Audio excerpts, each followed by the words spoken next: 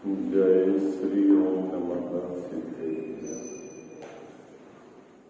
जय श्री ओम नमः सिद्धेभ्य। जय श्री ओम नमः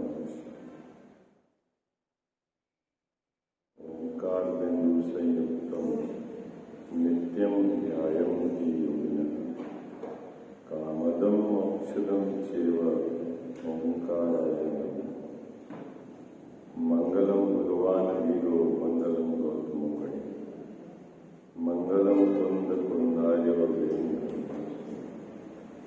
सर्वमंगल मांगल्यम सर्वकल्याणकाय प्रधानाम सर्वधर्माणाम जैनम जयतु शास्त्रम इस भवतर्का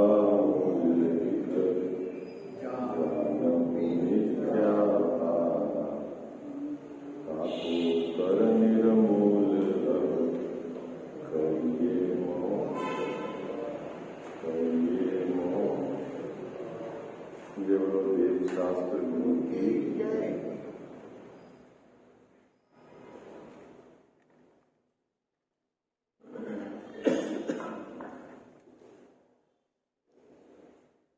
निश्चयाभासी मिथ्या दृष्टि एक अपने शुद्ध द्रव्य के चिंतन को संवर्ण निद्रा मान रहा है और नाना प्रकार के यहाँ पर आगम के आधार से तर्क को प्रस्तुत कर रहा है, जिसमें आचार्य भगवान की यथार्थ अपेक्षा वो नहीं समझ पा रहा है। समयसार जी ग्रंथ के टीका का 130 नंबर का कलश उसने उद्धृत किया। वहां आचार्य देव ने भेद विज्ञान को कब तक भाने की बात कही कि जब तक ज्ञान में प्रतिष्ठित न हो जाए। उसका उसने ये अर्थ निकाला कि ज्ञान पर्याय अपने ही ज्ञान स्वभाव में ही प्रतिष्ठित हो जाए। टोडरमल साहब ने उसका वहां अर्थ स्पष्ट किया कि जब स्व को स्व जानने लग जाए और पर को पर जानने लग जाए तो यह उसके भेद ज्ञान का फल है। फिर वह स्वद्रव्य को जाने, स्वद्रव्य के विशेषों को जाने, परद्रव्य को जाने, परद्रव्य के विशेषों को जाने। उससे कोई फर्क नहीं पड़ता, क्योंकि परिणति में कसाय के अभाव रूप वितराग धारा चलती है और उस वितराग धारा से इसके संवर्ण निद्रा है, आश्रवबंध नहीं। तब उसने फिर प्रश्न किया कि बार बार इधर उधर उपयोग जाए तो आप कह रहे हो निर्विकल्प दशा कैसे है? तो उसका यहाँ उत्तर दे रहे हैं टोडरमल साहब, क्या कि बार बार उपयोग इधर उधर जाए तो निर्विकल्प दशा कैसे है? तो उत्तर के स्वरूप में एक पक्ष तो पूरा हो गया था कि राग द्वेष के वशीभूत उपयोग को भ्रमाना, उसका नाम विकल्प है। क्या बात हुई थी कल अपनी? राग द्वेष के वशीभूत उपयोग को भ्रमाना, उसका नाम है बाबू जी विकल्प। और सहज ज्ञप्ति परिवर्तन होता है, ठीक है, उसका नाम विकल्प नहीं। इतनी बात समझ में आई थी कल अपन ने कही थी ना, क्या कि जो शुद्धोपयोग में मुनिराज है, क्या सहज भैया, ठीक है, उनका उपयोग अपना स्वभाव में एकाग्र है, बुद्धिपूर्वक वो इधर उधर कहीं भ्रमता नहीं। उसके बावजूद भी ज्ञप्ति परिवर्तन होता है 12वें दृष्टांत, तो उस दशा को क्या कहा? निर्विकल्प दशा कहा, ठीक। तब फिर यहाँ उसने कहा क्या कि छद्मस का उपयोग तो गेहूं में भ्रमता ही भ्रमता है। क्या कह रहा है शिष्य? छद्मस का उपयोग तो गेहूं में भ्रमता ही भ्रमता है। अब जब गेह में उपयोग भ्रम रहा है तो फिर आप उसको निर्विकल्प क्यों कह रहे हो? ये उसका प्रश्न था। और उसका समाधान आज अपने को पढ़ना है। निकालिए पेज नंबर 224, 224। मैं प्रश्न पढ़ दूं पुनः, है ना। यहां कोई कहे छद्मस्त का उपयोग तो ज्ञाना ज्ञेयों में भ्रमता ही भ्रमता है, वहां निर्विकल्पता कैसे संभव है। ठीक है, ये प्रश्न टोडरमल साहब ने सभा की तरफ से खड़ा किया, शिष्य की तरफ से खड़ा किया समाधान देने के लिए। कोई के चित्त में ये प्रश्न हो कि छद्मस्त का उपयोग तो भ्रमता ही भ्रमता है, फिर छद्मस्त के निर्विकल्प दशा कैसे है। ठीक है, उसका उत्तर जितने काल तक जानने रूप रहे तब तक निर्विकल्प नाम पाता है। क्या कह रहा है? जितने काल तक जानने रूप रहे, किसको जानने रूप रहे? एक को जानने रूप रहे, है ना। ध्यान की परिभाषा क्या है बाबूजी? ध्यान की परिभाषा क्या है? एकाग्र चिंता निरोध, है ना। आप ऐसा मत समझना कि आपको ध्यान की प्रैक्टिस नहीं है। अभी जितनी भी क्लासेस चलती है ना ध्यान की, आपको ऐसा लगता है कि हमको ध्यान करना आता नहीं।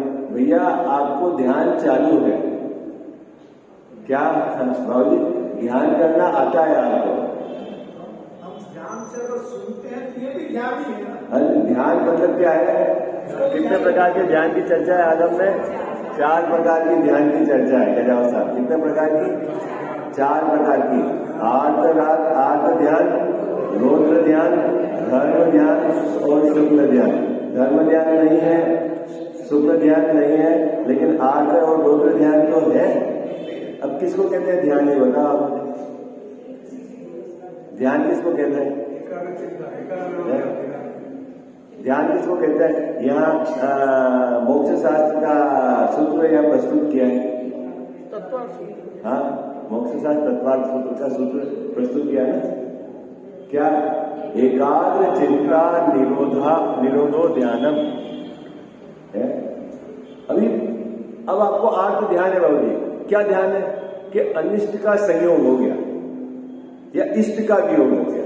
आपके कोई भी इष्ट है उसका वियोग हो गया, और तो आपको निरंतर चलता है कि नहीं वो ज्ञान में?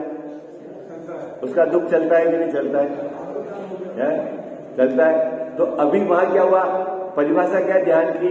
एकाग्र, एक को आपने अग्र कर लिया, एक को आपने अग्र कर लिया। एकाग्र मतलब क्या? एक को अग्र कर लिया है, और बाकी समस्त चिंता है, बाकी सब पार्ट को आपने छोड़ दिया है।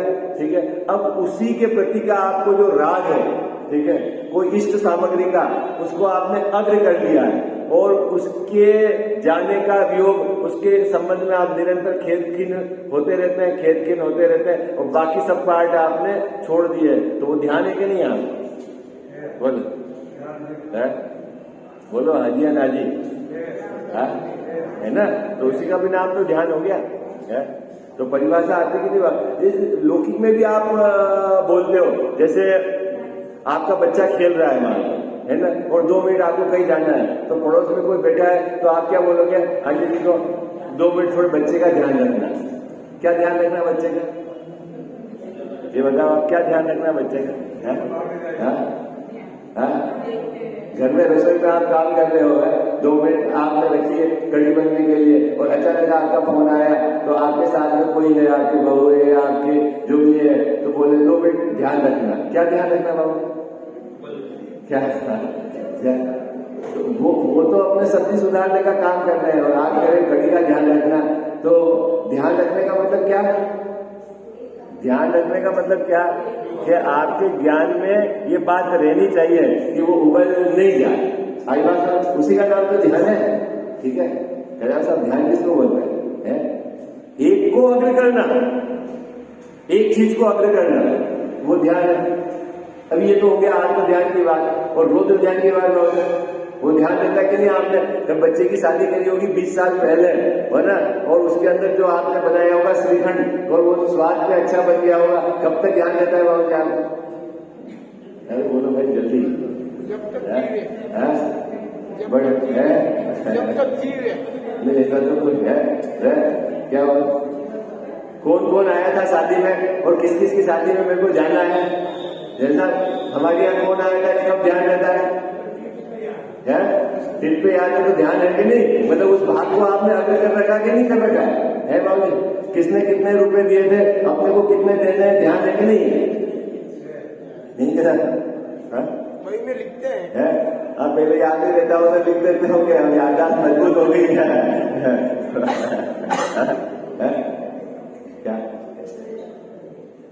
तो ध्यान मतलब क्या? एक को अग्र करना, ठीक है, और बाकी चिंता का निरोध हो जाए। ये परिभाषा मोक्ष शास्त्र में आज उमा स्वामी महाराज ने ये सूत्र दिया, ठीक है। अब उस सूत्र को टोडरमल साहब यहाँ बता रहे हैं और एक नई विवेक्षा प्रस्तुत करी है सर्वार्थ सिद्धि के आधार से। देखो ये पक्ष तो आपने सुना ही है, क्या एक को अग्र कर देना और समस्त चिंता का निरोध कर देना उसका नाम ध्यान है, ठीक है। अब आगे देखते हैं टोडरमल साहब ने दूसरी विवक्षा जो सर्वार्थ सिद्धि है ना, उसमें आचार्य देव ने कही, वो भी यहाँ प्रस्तुत की है। आप देखना टोडरमल साहब का कितना जैसा गहरा अभ्यास था, कितनी अपेक्षा उनको स्पष्ट थी। अभी तो क्या दिक्कत है, एक अपेक्षा आपने पकड़ ली तो दूसरी बात सुनना ही नहीं चाहता, समझना ही नहीं चाहता, जुड़ना ही नहीं चाहता। मैं तो बस अपना तो अपन सफेद कागज वाले हैं, अपन ऊंचे हैं, ऐसा नहीं है भाई। देखो क्या कहते हैं यहाँ पर, एक का मुख्य चिंतन हो। मुख्य चिंतन मतलब एक के संबंध में आपकी विचार की मुख्यता हो और अन्य चिंता रुक जाए। अन्य के संबंध में चिंता रुक जाए मतलब क्या बाबू जी? मुख्यता अभी समाप्त हो जाए, विचार नहीं करे। अभी इसकी यहाँ तो भाव है कि रुक जाए मतलब उसके संबंध का विचार रुक गया, ठीक है। ये आप समझो, या वो गौण हो गया, मुख्य एक हो गया और बाकी आपका वो गौण हो गया, है ना। मुख्य चिंतन, एक का मुख्य चिंतन हो और अन्य की चिंता रुक जाए, उसका नाम ध्यान है, ठीक है। अब सर्वार्थ सिद्धि सूत्र की टीका में यह विशेष कहा है। किसकी टीका करी सर्वार्थ सिद्धि में? इस है ना मोक्ष शास्त्र है ना, उसकी टीका करी आचार्य ने। उसमें क्या कहा है? यदि सर्व चिंता रुकने का नाम ध्यान हो तो इसे अचेतन बना जाएगा। क्या कहा आचार्य देव ने? क्या कहा गजाव साहब? सर्व चिंता रुकने का नाम ध्यान हो तो बाबूजी इसके क्या आ जाएगा? अचेतन बना आ जाएगा। तो इसका मतलब क्या है? उस समय के लिए रुक जाए। अभी वहां मुख्य तो आपका एक है, ठीक है, और बाकी चल रही है उसकी कोई गौण है। आई बात समझ में? गौण मतलब वो आपको उसका आपको संबंध में विचार अभी तुरंत नहीं है और आपके विकल्प बुद्धि में पकड़ में नहीं आ रहा, ऐसा भी पकड़ लो। क्योंकि जब शुद्धोपयोग रहता है सातवें पुनस्तान में, तब भी व्यक्ति परिवर्तन तो होता है। क्या जैसा विषय तो परिवर्तन हो रहा है, लेकिन विषय परिवर्तन हो रहा है उसके बाद भी अपना उपयोग कहाँ एकाग्र है? अपने शुद्धात्मा में एकाग्र है, क्योंकि तभी तो शुद्ध उपयोग है। बात पकड़ना ही तो शुद्ध उपयोग है ना सातवें पुनस्तान में। तो शुद्ध उपयोग में कहाँ उपयोग एकाग्र है? कि अपने शुद्धात्मा में एकाग्र है, अपने ज्ञायक भाव में एकाग्र है। जब ज्ञायक भाव में एकाग्र है तो बाकी सब रुक गए, तो रुकेगा वहां तो व्यक्ति परिवर्तन तो हो रहा है, रुकेगा व्यक्ति परिवर्तन तो हो रहा है। तो फिर उसको शुद्धोपयोग को क्यों कहा? कि वो मुख्य रूप से वो अग्र है। क्या आई बात समझ में? कितने लोगों को समझ में आ गई? समस्त चिंता रुक जाए, समस्त विकल्प रुक जाए, ऐसा तो है नहीं। ये बात क्या किसने उठाई? सर्वार्थ सिद्धि में टीका करते समय। अब अपन तो अभ्यास करते हैं, जैसा क्या करते हैं? एक को मुख्य करो। मुख्य अभी देखना, मुख्य मतलब आप अपने जीवन में भी बोलते हो कि इनके तो सिर्फ व्यापारी मुख्य है। तो क्या वो व्यापारी खाना नहीं खाता है, घर नहीं आता है, सोता नहीं है? करता है कि नहीं? फिर मुख्य क्या बोल रहा है? कि उनको वो धुन सवार है, मुख्य है। आप होता कि नहीं होता है? नहीं कह साहब, ठीक है। तो मुख्य समझ गए? मुख्य मतलब उसके 24 घंटे उसकी ऊर्ध्वता है, आई बात समझ में? और उस पर एकाग्र होए और इधर चलता रहे, जो उसकी बुद्धि में पकड़ में नहीं आया उसको भी विकल्प तो चेंज हो ही रहे वहां। यहां क्या कहा सर्वार्थ सिद्धि में? सर्वार्थ सिद्धि सूत्र की टीका में यह विशेष कहा, यदि सर्व चिंता रुक जाए, अरे जैसा विकल्प समस्त समाप्त हो जाए तो ये जीव कैसा हो जाएगा? अचेतन हो जाएगा। एक विवक्षा तो टोटरमल साहब ने ये बताई, इसको ज्यादा विस्तार नहीं दिया यहाँ पे, क्योंकि यहाँ कोई दूसरी बात बतानी है टोटरमल साहब को। दूसरी विवक्षा क्या है? तथा ऐसी भी विवक्षा है कि संतान अपेक्षा नाना ज्ञेयों का भी जानना होता है। क्या बाबू क्या कहते हैं? दूसरी विवक्षा क्या है? संतान अपेक्षा नाना ज्ञेयों का जानना होता है। क्या? कब? जैसा एक को अग्र कर दिया, उस काल में भी नाना ज्ञेयों का जानना होता है? बाबू जी आप बच्चे का ध्यान रखना, आपको कह तो आप बच्चे को देखोगे। अब मान लो आधा घंटा तक आप देख रहे हो तो सिर्फ बच्चे के अलावा कोई आपके दूसरे गेम नहीं आ रहे हैं? और बच्चे का ध्यान नहीं रख रहे हो क्या? रख भी रहे तो क्या है फिर? वो मुख्य है और दूसरा जो गे तो उनको कह दिया संतान अपेक्षा। क्या क्या कह दिया बाबू जी? वो मुख्य है और बाकी जानने में आ रहे। क्या कहा? ऐसी भी विवक्षा है। देखो आपने सुनी क्या ये विवक्षा कभी? एक ही धारा चलती है अपने, बस एक ही धारा, यदि विकल्प हो जाना तो उपयोग एकाग्र कर दो और सब छूट जाए। अभी अपेक्षा कर सब सुनी आपने, इतनी गहराई से विचार करा आपने। अब उनके पास तो आधार है ग्रंथ का, शुक्ल ध्यान का। जितने भी ध्यान के शिविर लगाए जाते हैं वो क्या करते हैं कि एक पे एकाग्र हो जाओ और सब शून्य हो जाओ, ऐसा होता है? केवली भगवान कह रहे हैं कि 12वें गुणस्थान तक व्यक्ति परिवर्तन होता है। और दूसरा एक अपेक्षा ये कि इस जीव को ध्यान की तो प्रैक्टिस है। क्या? किसकी प्रैक्टिस है गजाव साहब? ध्यान की प्रैक्टिस नहीं है आपको? बोलो अभी घर का ध्यान है कि नहीं आपको? है? किससे पैसे लेने हैं उसका ध्यान है कि नहीं है? किसको देने हैं वो ध्यान है कि नहीं है? तो प्रैक्टिस है कि नहीं है? फिर क्या करना ध्यान में? गड़बड़ी क्या है बाबू जी? कि इसने अपना जो ध्येय है, एक शुद्धात्मा, उसको अपने ज्ञान में ऊर्ध नहीं करा है। जिस समय उसकी कीमत आएगी उस समय से आपको ध्यान चालू हो जाए, उस पर बार बार आपका उपयोग जाएगा।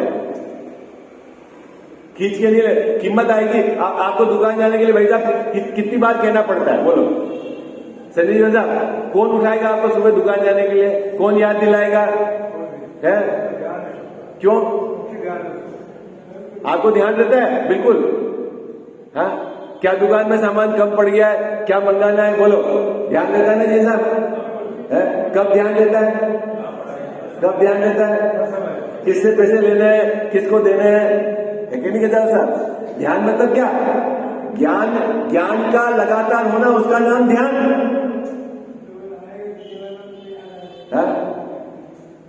और आत्मा का अपना, इसका जो अपना जो सुबह विषय चल रहा है वो कितने समय तक ध्यान में रहता है?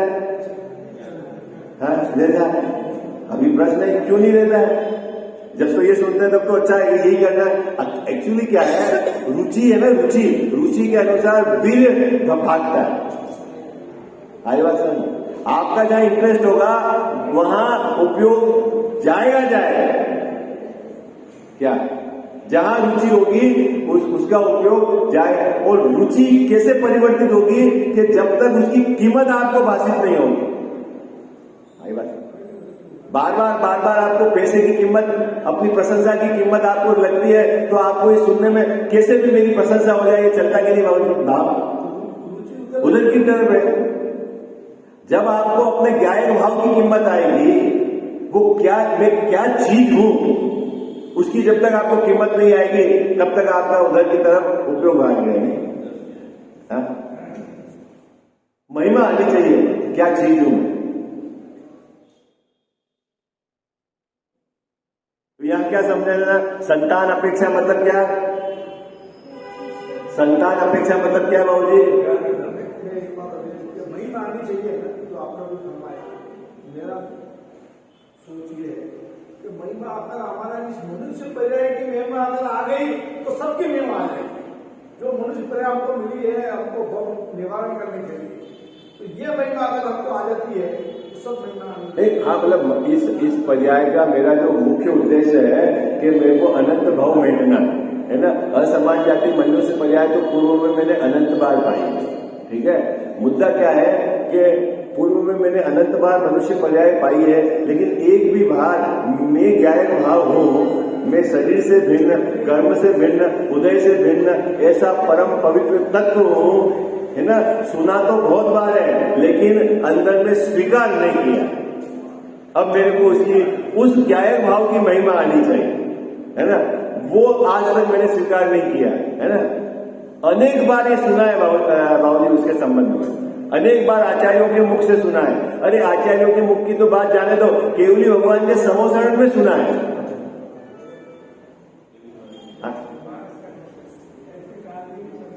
क्या कहा था? लेकिन जो अब आपको लगेगा ऐसे कैसे हो सकता है कि केवली भगवान के मुख से सुना है और मेरे को जोड़ बाहर का ही रहा। अभी देख लो आप, अभी किसकी बात सुन रहे हो आप? किसकी बात सुन रहे हो आप? अभी केवली भगवान की बात सुन रहे हो। वो बता रहे हैं, क्या बता रहे हैं कि ये शुभ अशुभ भाव क्या है, ये आश्रयबंध है। किसने बताई बात होती है? केवली भगवान ने बताई है। आप मान रहे हो क्या? अभी मान रहे हो क्या? सुन तो रहे हो, लेकिन मान रहे हो क्या? अब ऐसा ही ऐसा उस समय भी रहा। कोई गया समोसरण में तो समोसरण से ही मजा है। ऐसी ऐसी सुंदर चीज कहां देखी भाजी लोग? वहां अटक गया है। अंदर गया तो सभा में अटक गया, बात सुनी तो सुन के इधर से उधर निकाल लिया।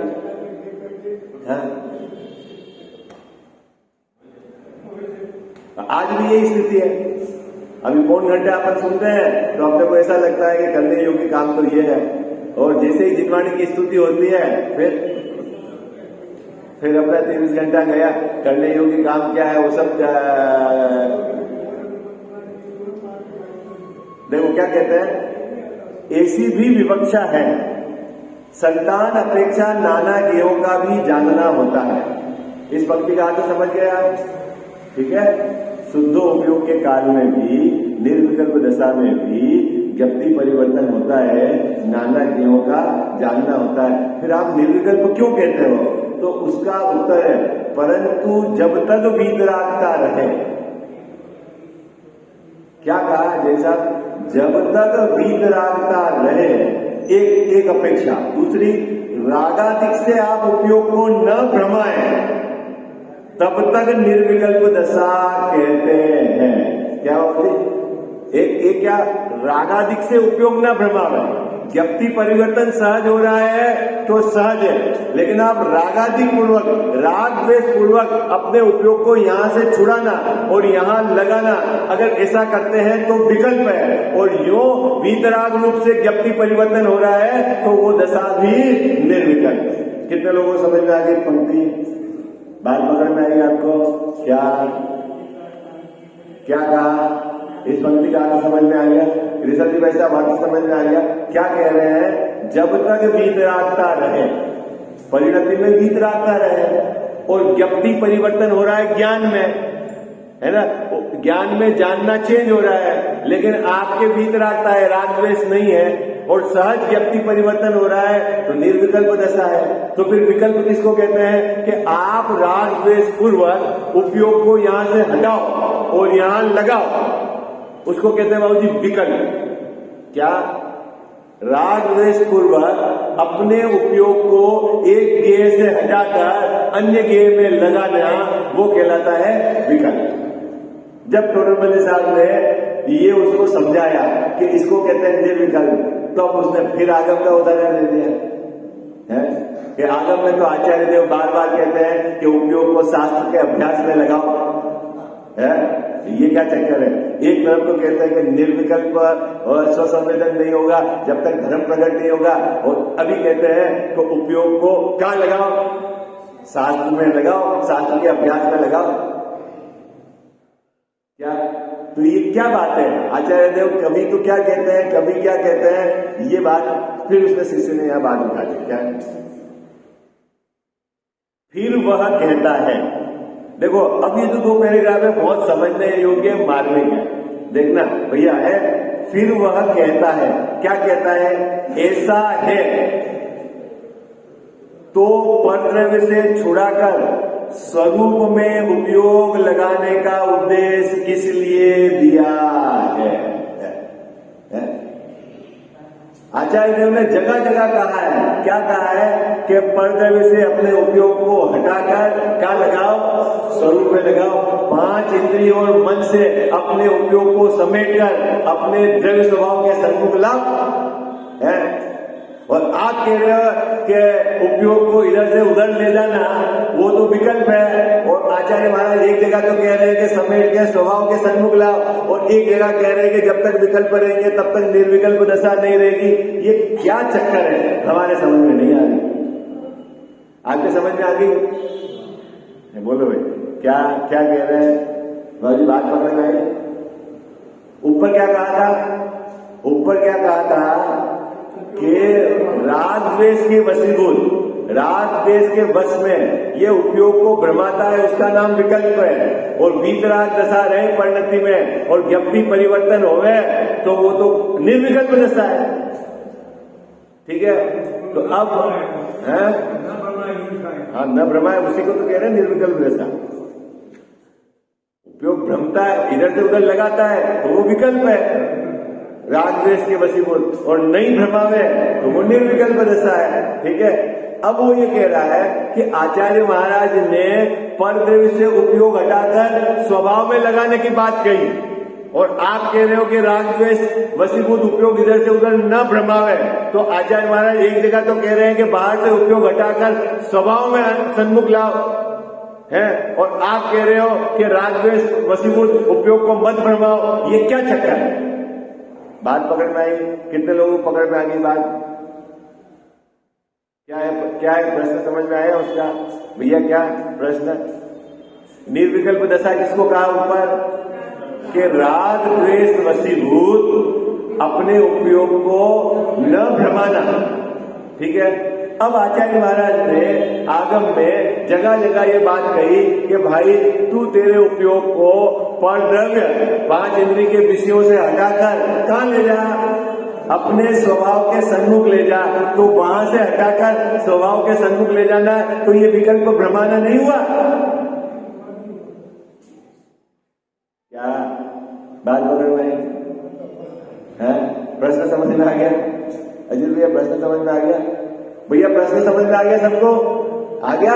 कौन बता देगा प्रश्न क्या है? बोलो भाई, जल्दी बोलो, फटाफट। आप में से कौन प्रश्न बता देगा? से छुड़ाकर अपने स्वरूप में हाँ, आचार्य महाराज ने ये बात क्यों कही? जबकि उपयोग को भ्रमाना तो आप विकल्प कह रहे हो। बाबू जी, उपयोग को भ्रमाना तो आप विकल्प कह रहे हो कि हाँ, और आप परद्रव्य से विषयों से उपयोग को हटाओ और स्वभाव में लाओ, तो ये उपयोग भ्रमाने का उद्देश्य क्यों दे रहे हो? हाँ, बात समझ में आ गई आपको? आपके सबके चेहरे से मुझे लग रहा है बात पकड़ में नहीं आ रही। आ रही है आपको बात पकड़ में? कितने लोगों को आ रही है बताओ? विषय जरूर समझने योग्य है। क्या बात पकड़ में आ गई बाबू जी? अब देखना, उत्तर इतना जबरदस्त है, इतना जबरदस्त है। समझ में तो सबको आ जाता है, हाँ, आ रहा है, लेकिन कोई बात नहीं, मेरे को तो बुलाना ही नहीं, मेरे को आपको वक्ता नहीं बनाना है, आपको तो समझ में है। वो वक्ता थोड़ी बनाना है, उसकी ट्रेनिंग नहीं दी जा रही है। अब तो अपने खुद को समझ में आ जाए, भाव भाषण हो जाए, काम हो जाएगा। आप सबका पक्ष ले रहा हूँ।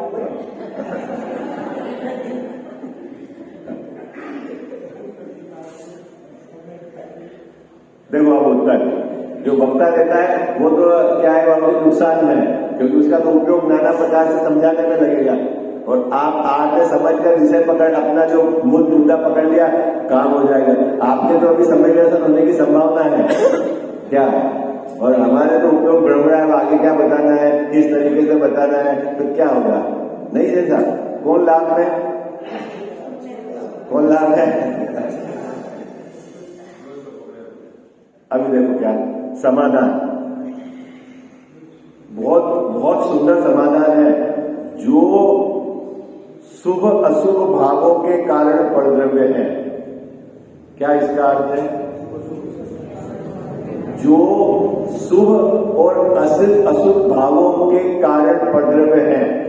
अभी यहां कारण क्या गिनना है ये बताओ आपने, क्या गिनना बाबू? कौन से कारण है ये? निमित्त कारण है। क्या है?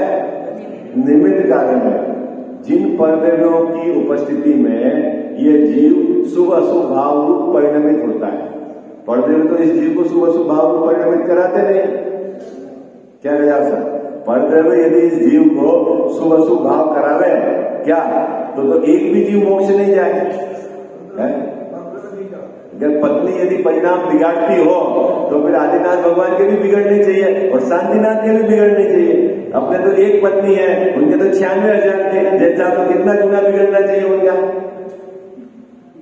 अरे बोलो भाई, हाँ जी या ना जी? क्या कौन बिगाड़ता परिणाम? क्या कौन बिगाड़ता बाबू जी परिणाम? देखो, एक मैं आपको बहुत सुंदर बात, ये दो प्रश्न है, उसके मैं आपको भूमिका बता रहा हूं। देखो क्या है, आपको पिक्चर क्लियर हो जानी चाहिए। पत्नी तो परिणाम नहीं बिगाड़ती जैसा, ये तो नक्की है, ठीक है। शिष्य ने भी ये बात पकड़ ली टोडरमल साहब, और वो बोलता है जब पत्नी परिणाम नहीं बिगाड़ती, जब घर परिणाम नहीं बिगाड़ता, तो इन्होंने घर और पत्नी क्यों छोड़ी, ये बता दो।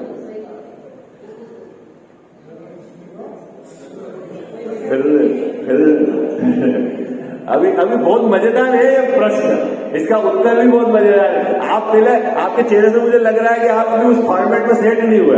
प्रश्न क्या है? क्या बाबूजी, पत्नी परिणाम बिगाड़ती है, घर परिणाम बिगाड़ते हैं, ठीक है। न पत्नी ने परिणाम बिगाड़े, न घर ने परिणाम बिगाड़े, न महलों ने परिणाम बिगाड़े, तो फिर ऋषभनाथ ने घर पत्नी महल क्यों छोड़ा है? जब परिणाम बिगाड़ते ही नहीं है तो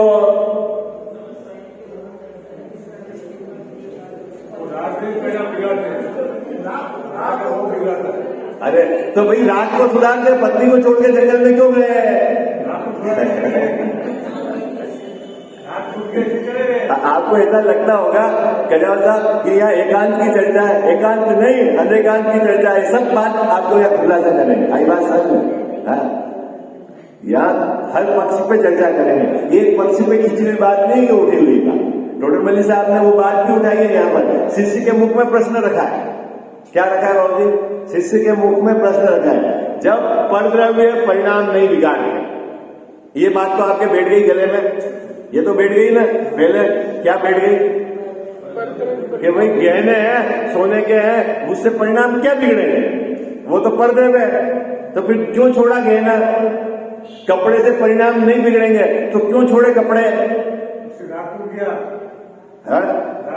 और आप एक तरफ से कह रहे हो कि कपड़े को आप उस रूप से जानो, वीतराग भाव से, गंदे हैं तो गंदे जानो, अच्छे हैं तो अच्छे जानो, है जानने में तो कोई प्रॉब्लम नहीं हो, तो निर्विकल्प दशा है, तो फिर इसको छोड़ने की मगजमारी क्यों करें? हाँ बाबू जी, ये भी तो एक बिंदु है विचार करने का। हाँ नहीं है गजा का बिंदु है। अभी देखना, वो बहुत सुंदर दोनों प्रश्न यहाँ पे उठाए। मैंने तो आपको सिर्फ ये एंगल बताया है, शिष्य ने इस तरीके से प्रश्न खड़ा करा है।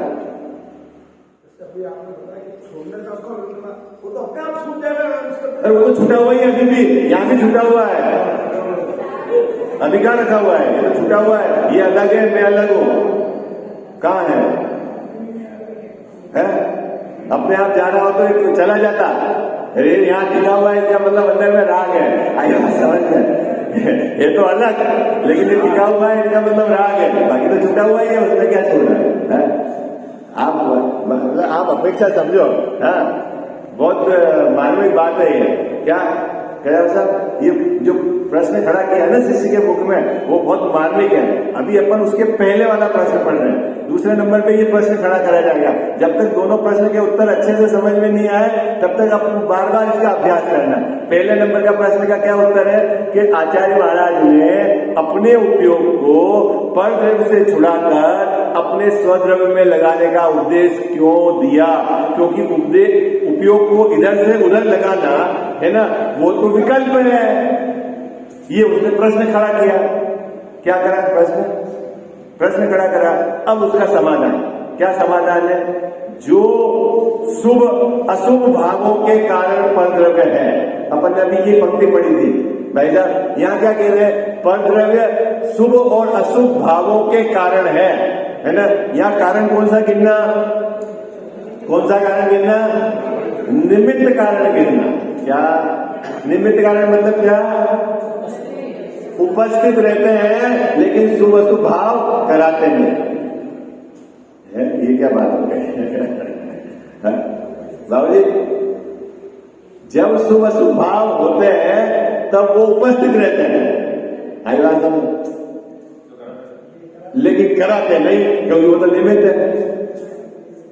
हाँ, फिर क्या कंफ्यूजन हो गया? गलत तो नहीं है? निमित्त की परिभाषा तो नहीं है क्या? निमित्त किसको बोलना? जो कार्य रूप स्वयं परिणमित तो होते नहीं लेकिन कार्य होने के कार्य में वो उपस्थित रहते हैं, ठीक है, इसी की निमित्त है। आप तो हमारे जीव में होते हैं, बिल्कुल जीव में होते हैं। हाँ, बिल्कुल जीव में होते हैं। जीव ही उस रूप परिणमित होता है, ठीक है। जब जीव शुभ रूप परिणमित हो रहा है, अशुभ रूप परिणमित हो रहा है, तो बाहर में परद्रव्य उपस्थित है। हाँ? क्या? जब आपको अहंकार रूप परिणमन हो रहा है, मेरे जैसा पैसा किसी के पास नहीं, कौन कर रहा है परिणमित? ये मेरी जैसी गाड़ी किसी के पास नहीं है, ठीक है, ऐसा भाव रूप परिणमित कौन हो रहा है? जीव हो रहा है। अब सामने गाड़ी है तो गाड़ी बेचारी क्या करे? गाड़ी तो उपस्थित है, गाड़ी तो परद्रव्य है, क्या कह जाता है? मेरा जैसा मकान किसी के नहीं है, नहीं बाबू जी, तो मकान ने करवाया है कि भाव? वो तो जड़ है। करता कौन है? भाव। भाव कौन करता है? सर्विया, जीव करता है, अपनी अज्ञान दशा में करता है। लेकिन जब ये भाव होते हैं तो सामने मकान है कि अभी भिखारी को ऐसा अहंकार नहीं है कि मेरा जैसा महल किसी के नहीं है।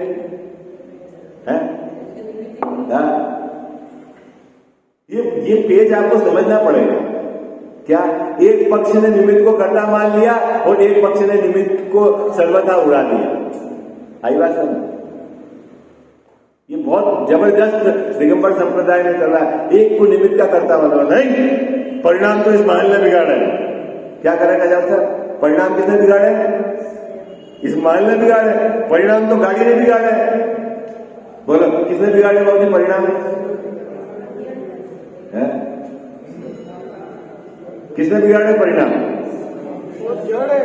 वो अगर वो बिगाड़ती तो उसको चेतन बनना चाहिए, है? अभी ये जो बात है समझनी पड़ेगी अपने को। परद्रव्य की उपस्थिति और परद्रव्य का बुद्धिपूर्वक त्याग, वो भी आगम्य का है, ज्ञानी धर्मात्मा के जीवन में पाया जाता है। त्याग होगी, उसकी त्याग होने के पश्चात वो गुणस्थान बढ़ता है, तो उससे गुणस्थान बढ़ता है ऐसा नहीं, लेकिन नियम से त्याग होता है। क्या? वस्त्र जब तक है, एक लंगोटी भी है आपके शरीर पर, तो आपको छठा सातवां गुणस्थान नहीं होगा। क्या है? तो लंगोटी ने रोक रखा है गुणस्थान? मुद्दा यह है क्या भैया? लंगोटी ने रोक रखा है? एलक जी उनके क्या रहता है बाबू?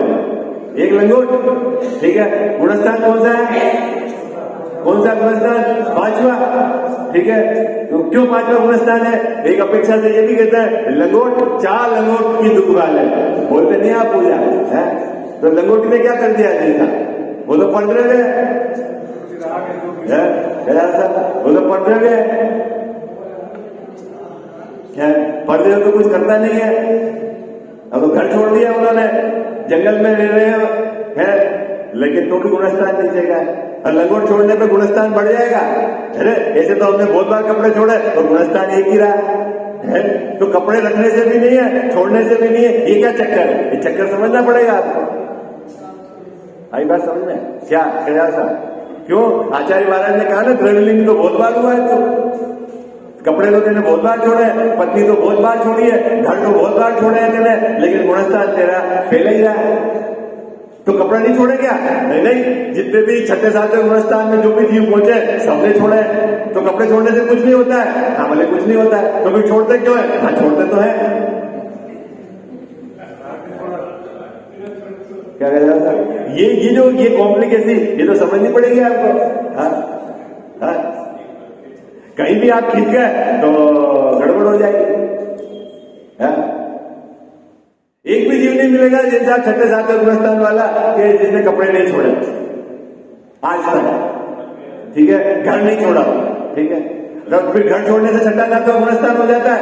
नहीं, आचार्य महाराज ने कहा है घर भी छोड़ा है आपने, पत्नी भी छोड़ी है, तब भी आपके पहले ही गुणस्थान रहा है, तो फिर उनके छोड़ने से नहीं होता है? हाँ बिल्कुल नहीं होता है। तो फिर छोड़ते क्यों है? हाँ छोड़ते तो है। ये क्या चक्कर है? क्या है? ये जो प्रश्न है ये आपको समझना पड़ेगा। यहाँ बहुत मार्मिक बात है।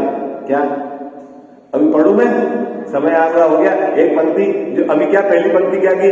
जो शुभ अशुभ भावों के कारण परद्रव्य हैं उनमें उपयोग लगाने से जिनको राग द्वेष हो जाते हैं और स्वरूप चिंतन करे तो जिनके राग द्वेष घटते हैं, इससे निचली अवस्था वाले जीवों को पूर्वोक्त उपदेश है। क्या कहा? दो बच्चे हैं घर में, मैं उदाहरण दे देता हूं। एक बच्चे को बोलते हो जरा सा मौसम चेंज हुआ, बाहर मत निकलना, तू कपड़े पूरे पहन के रख। क्यों? और एक बच्चे को बोलते हो कुछ नहीं। बच्चे तो दोनों आपके ही हैं, दोनों ही घर में रह रहे हैं, एक को कह रहे हो और एक को नहीं कह रहे हो, क्या चक्कर है? जरा ऐसा होता है कि नहीं होता है? अभी मौसम चेंज हो रहा है, अभी दही नहीं खाना, क्यों? और दूसरा खा रहा है, उसको कुछ नहीं कह रहे, तो आप अन्याय नहीं कर रहे हो? क्या अन्याय नहीं कर रहे हो? बोलो भाई, हाँ जी ना जी। वो ऐसा होता है कि नहीं होता है? बोलो है? क्यों ऐसा क्यों करते हो? बाजार साहब बच्चे तो दोनों ही आपके हैं, ये भी आपके घर में हैं। अरे भैया, एक का सहन कमजोर है, जरा सा मौसम परिवर्तन में बार बार बीमार हो जाता है, उसको एंटीबायोटिक नहीं देनी पड़े, इस उद्देश्य से उसको कहते हैं कि भाई तू प्रोटेक्शन कर, अभी मौसम परिवर्तन हो रहा है। आई बात समझ? और दूसरा उसका सहन ठीक है। होता है कि नहीं होता? लोक में होता है कि नहीं होता है? अभी कल इसकी चर्चा करेंगे। आप ये पैराग्राफ दोनों 2, 4, 5, 10 बार पढ़ना, स्वाध्याय करना, फिर कल इसकी चर्चा करेंगे। जिनवाणी जग मैया जन्म दुख मेट दो, जिनवाणी जग मैया जन्म दुख मेट दो, जन्म दुख मेट दो, मरण दुख मेट दो, जन्म दुख मेट दो, मरण दुख मेट दो, जिनवाणी जग मैया जन्म दुख मेट दो। बहुत दिनों से भटक रहा हूँ, ज्ञान बिना है मैया, निर्मल ज्ञान प्रदान सुकर दो, तू ही सच्ची मैया। गुण स्थानों का अनुभव हमको हो जावे जग मैया, चढ़े उन्हीं पर क्रम से हम फिर होवे कर्म खिपैया। मेटो जामन मरण हमारा इतनी वंती मैया, तुमको शीश त्रिलोकी नमावे, तू ही सच्ची मैया। वस्तु एक अनेक रूप है, अनुभव सबका न्यारा, हर विवाद का हल हो सकता साधवाद के द्वारा, जिनवाणी जग मैया जन्म दुख मेट दो, जन्म दुख मेट दो, मरण दुख मेट दो। जावाणी के ज्ञान ते सूझे लोकालोक, सोवाणी मस्तक चढ़ो सदा देत हूँ धोख।